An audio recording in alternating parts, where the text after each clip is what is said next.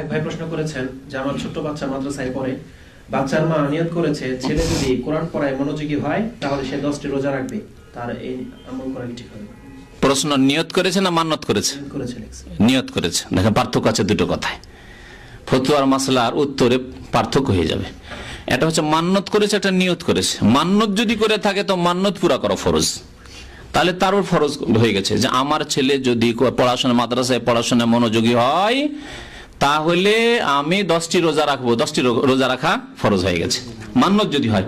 আর যদি নিয়ত করে থাকে, নিয়ত আছে, মনে আছে যদি আমার ছেলে মনোযোগী হয় তো নিয়ত রেখেছি রোজা রাখবো, তাহলে ফরজ হয়নি তার উপর, কারণ সে নিজের উপর ফরজ করে নেয়নি। তারপরে শুনেন, মান্নত মানা এই ক্ষেত্রে আল্লাহর সাথে শর্ত লাগানো বেয়াদবি। এই জন্য মান্নত দিয়ে কোনো বরকত হয় না। নবী সাল্লাল্লাহু আলাইহি ওয়াসাল্লাম কোন হাদিসে মান্নত করতে নিষেধ করেছেন, কিন্তু মান্নত করে নাও তো পুরা করতে হবে। লা তানজুরু, মান্নত করিও না। তারপরে যদি কেউ মান্নত মানে লা ইউগনি মিনাল হাক্কি শাইআ মিনাল কদরি শাইআ, তকদিরে কোনো পরিবর্তন নিয়ে আসতে পারে না।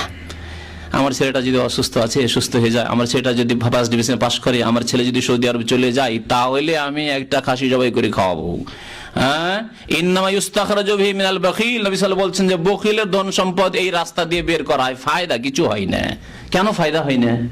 কারণ আল্লাহর সাথে বিয়াদবি খানিকটা শর্ত লাগাচ্ছেন যে আল্লাহ তুমি যদি আমার ছেলেকে সৌদি আরব পৌঁছে দাও তাহলে গরিব গুরবাকে একটি খাসি খেতে দেবো।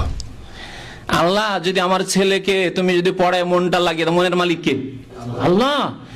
তাহলে আল্লাহকে জানো এ বলছে যে আল্লাহ আমার ছেলের যদি মাদ্রাসায় পড়াশোনায় মনটা লাগিয়ে দাও তাহলে 10টা রোজা রাখবো তোমার জন্য, না হলে রাখবো না, হাত টেনে নেবো আমি।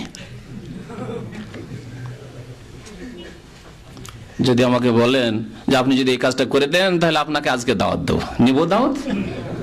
আমি একটা নালায়েক অযোগ্য আল্লাহর বান্দা, সেই তো এই দাওয়াত কবুল করবো না। তো আল্লাহ কেমন করে আপনার এই ইবাদতবন্দি কবুল করবেন, নজর কবুল করবেন না?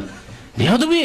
আল্লাহ শর্ত লাগানো। তাহলে সুন্নতি তরিকা কি? হ্যাঁ, সুন্নতি তরিকা সাদকা করা, দিয়ে দেওয়া।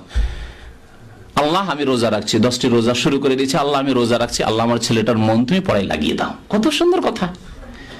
আল্লাহ আমি একটা খাসি গরিব গুলোকে দিয়ে দিলাম, ওরা খাবে, বা ওকে পুষতে দিয়ে দিলাম, অথবা আমি এত টাকা মসজিদে দান করে দিলাম, মাদ্রাসায় দান করে দিলাম। আল্লাহ আল্লাহ আমার ছেলেটাকে তুমি সৌদি আরব পৌঁছে দাও, আমার ছেলেটা একটা চাকরি এই ব্যবস্থা করে দাও। আল্লাহ আমার ছেলে ব্যবসার জন্য শুরু করেছে, আল্লাহ তুমি ব্যবসায় বরকত দাও, আমি এই কাজটি শুরু করে দিলাম বা করলাম, এই দান করলাম, অথবা এই নামাজ পড়লাম, এই রোজা রাখলাম। নামাজেরও মান্নত করা যায়, নামাজও করা যেতে পারে, রোজাও করা যেতে পারে, কিন্তু আপনি করে ফেলেন কাজটি, শর্ত লাগায় না আল্লাহর সাথে। ওয়াস্তাইনু বিস সাবরি ওয়াস সালাহ, আল্লাহর কাছে সাহায্য চান যে আল্লাহ আমার